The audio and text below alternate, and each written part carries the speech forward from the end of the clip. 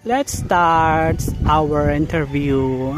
No other than Miss Rosalca Diamor, nag-iisang famous ng Caloocan. Hi, hello Rosalca! Hi! How are you today? I'm fine. Okay.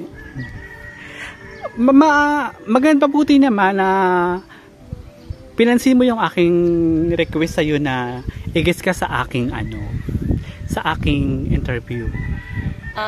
Nagustuhan ko naman kasi ng invitation regarding okay. pag-interview sa akin. Dahil syempre kahit paano, manjakala ko rin yung sa loobin ko tungkol sa nangyari sa buhay ko. Okay, Miss Rosalca, ito ang aking unang katanungan sa'yo. Kasi marami kang bashers eh. Number one, ano yung unang-una mong sasabihin sa mga tao na nagda-down sa'yo? Ang sabi ko lang sa kanila, sa ngayon, naranasan ko to.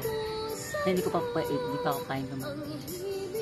Pero sa oras na makayanan ko yung sa 6 na buwan tong paglalaban ko, at ang yari na yun,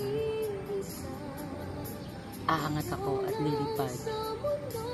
Ang ganda naman ng iyong... At pangmukha ko kanila na isang Rosalca nalulubok sa kahirapan, lilipad hanggang sa dulo ng kalawakan.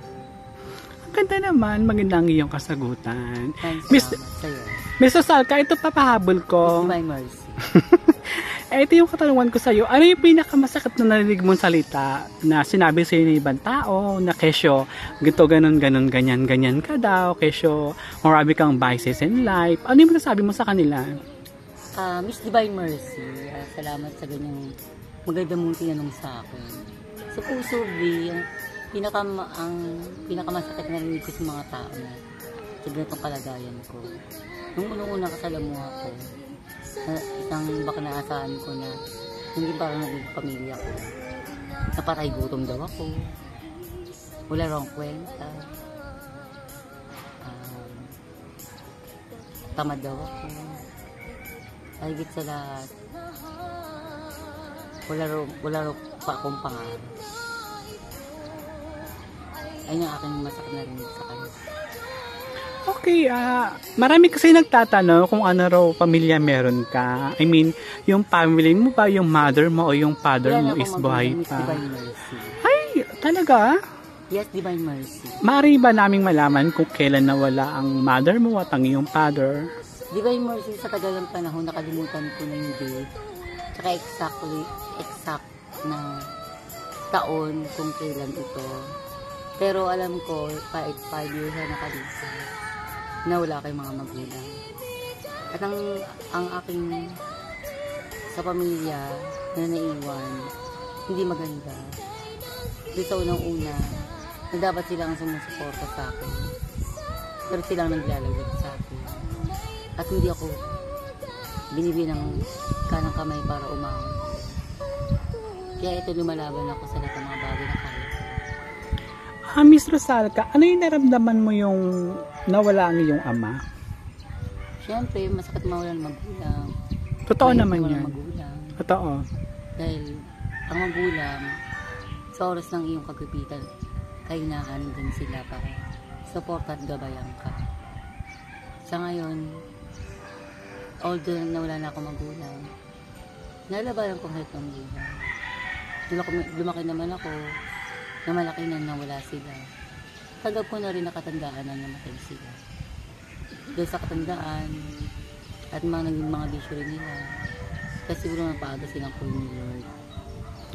Miss Rosalca, ano yung naramdaman mo nung nawala yung ina sa harapan mo? Ano yung mga huling sinabi niya sa'yo? Actually, hindi kami gano'n nakapag-usap na walang aking ina. Dahil unang-una, nandun ako sa kalagitnaan ako sa nagmamahal ako ng isang lalaki. Na pinipili ko ang isang lalaki sa aking magulang. So, ibig mo sabihin, Miss Rosalca, mas pinili mo yung lalaki kaysa rin sa sarili mong pamilya. Tama? Tama, Divine Mercy. So, ano yung naging rejection mo yon? I mean, ano yung naging rejection mo in life na dahil sa mas pinili mo yung lalaki, I mean, mas pinili mo yung love life mo kaysa dun sa sarili mong pamilya? Meron ka bang pinagsisisihan? Yes, Divine Mercy. Napakalang pag-isis ko, Divine Mercy. Dahil yung nag-desisyon ako na pinili kong lalaki na nag-umikit ang mundo ko para sa kanya.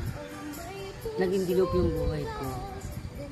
Samantala yung pinili kong kutilin ko ng mga gulang ko, kapamilya ko, baka sakaling maganda pang takbo ng buhay ko. Miss Rosal, kay mga panahon na yun ba, hindi mo naisip yung magiging sitwasyon mo kapag nagmahal ka ng lalaki? Or, I mean, yung mga trials mo, nakasama mo yung lalaki, handa ka ba na nangyari yun sa'yo? Yung binubugbog ka ng lalaki, sinasaktan ka, higit sa lahat na ginagawa ka, pinagbubuhatan ka ng kamay. Napagsisi dahil unang-una, ang mundo ko umikot sa kanya. Dapat bulag-bulagan ako na kahit sinasaktan ako, na binububog ako, na kakainin ko na lang at ibigay ko sa kanya. Grabe ka pala magmahal, Miss Rosal ka. Kaya lahat ng mga bagay sa mundo, napagsisi, nagminahal ko pa siya. Ngayon, paano ka nakamubo nung nawala siya sa buhay mo? Ayun, Divine Mercy. Nagpakalala ko Divine Mercy.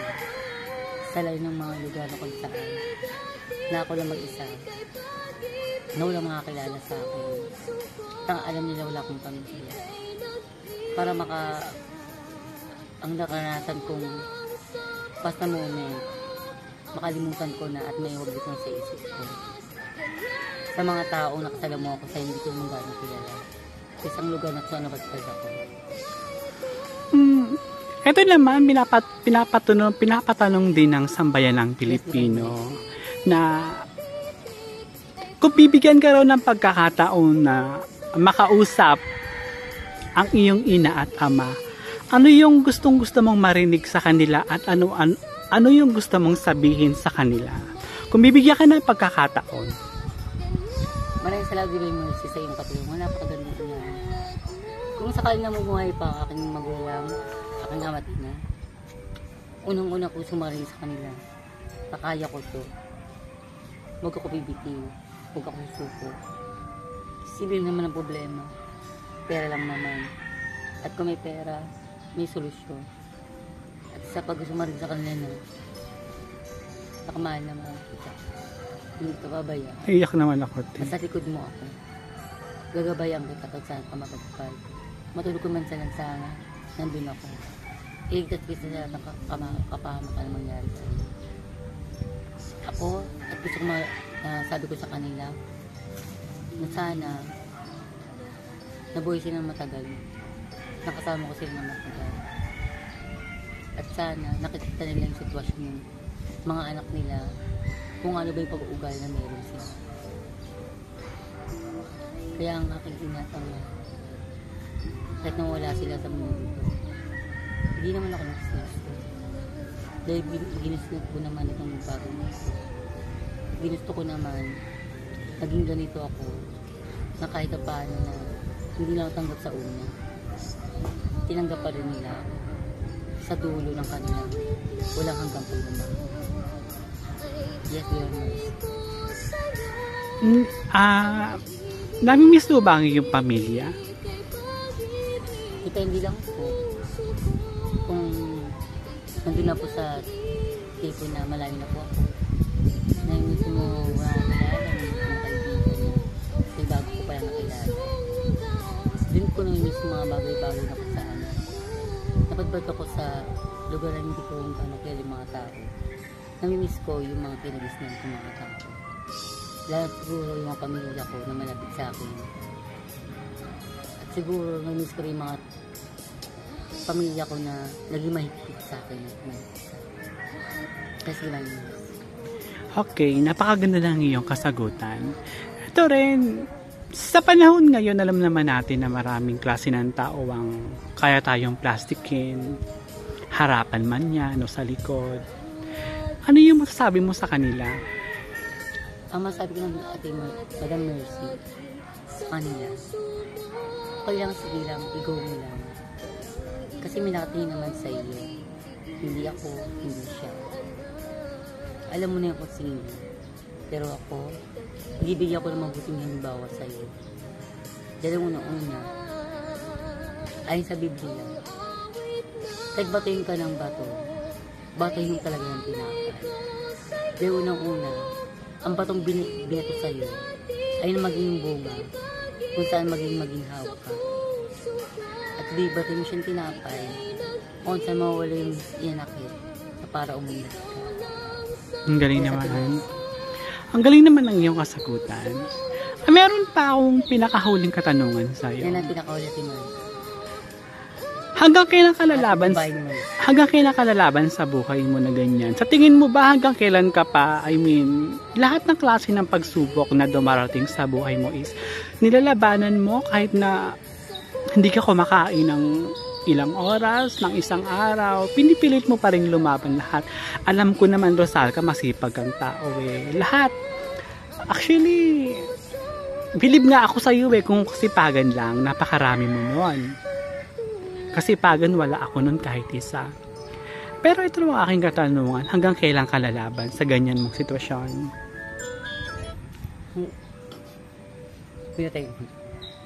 Hanggat may hining ka pa.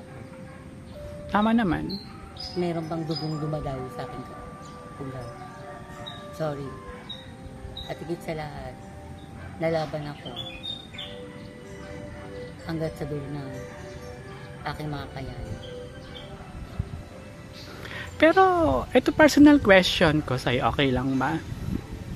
Ngayon, Divine Mercy.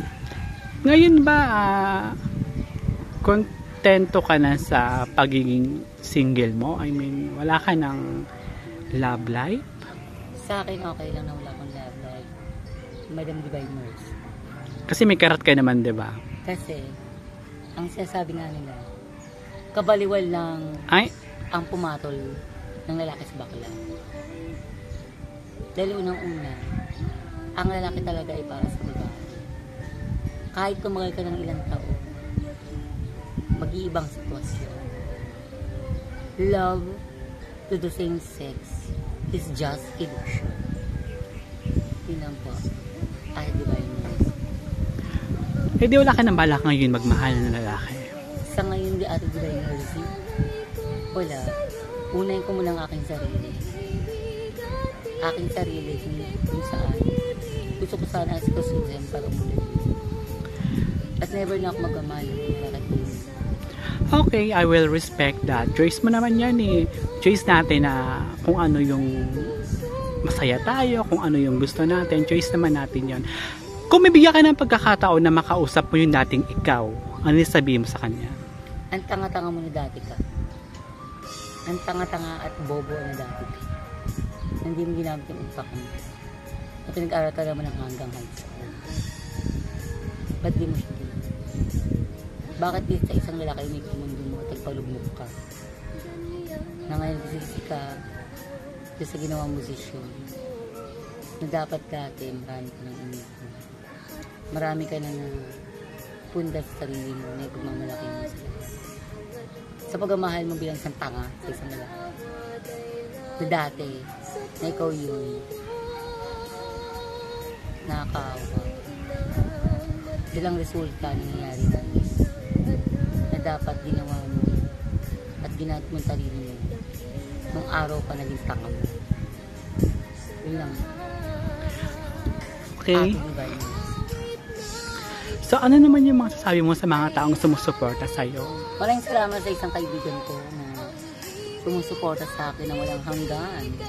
Dahil unang-una sa gitna ng aking kaluklukan at ang aking kababaang uwi, nandiyan pa rin siya sa ating suporta na hindi ako pinanidirigan, hindi ako tinatagituran, hindi ako tinatakuin.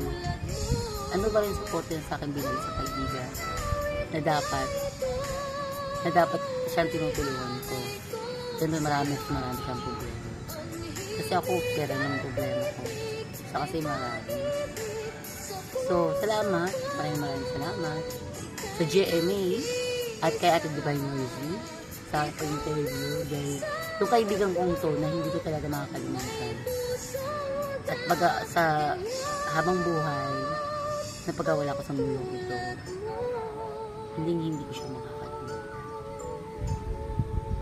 At maraming salamat sa pamilya niya dahil syempre kahit paano nagkabahagi na rin na para tunutunan ko yung isang kapamilya. Maraming salamat sa iyo at Divine Mercy. Maraming salamat din sa iyo, Miss Rosalca, sa pagtanggap ng aking interview at pinaunlakan mo ako na makausap kita ng heart to heart. Kaya maraming salamat din sa iyo. Huwag ka mawawala ng pag-asa kasi bawat pagsubok na binibigay sa atin ni God, may kanya-kanya tayong lalampasan. Actually, nagbibigay naman ng pagsubok si God. Dapat nga iba na yung mukha ko. Randomly, 'di ba? Kaya Rosalca, go, fight, laban lang, okay? Magpaalam ka na sa ating mga viewers. Unang-una, maraming salamat sa Kapuso Foundation at maraming salamat sa Jeremy at kapamilya na naimbitahan ako dito kay Ate Divine Mercy, the interview of all for international. So, at Divine Mercy, maraming salamat sa iyo. Okay. At maraming salamat sa lahat ng mga nanood. At sana tangkilikin itong video ito. At maging inspirasyon sa lahat ng mga taong lumugmok sa pagmamahal at lumugbok ngayon sa katangahan. Maraming salamat. Okay. Bye-bye.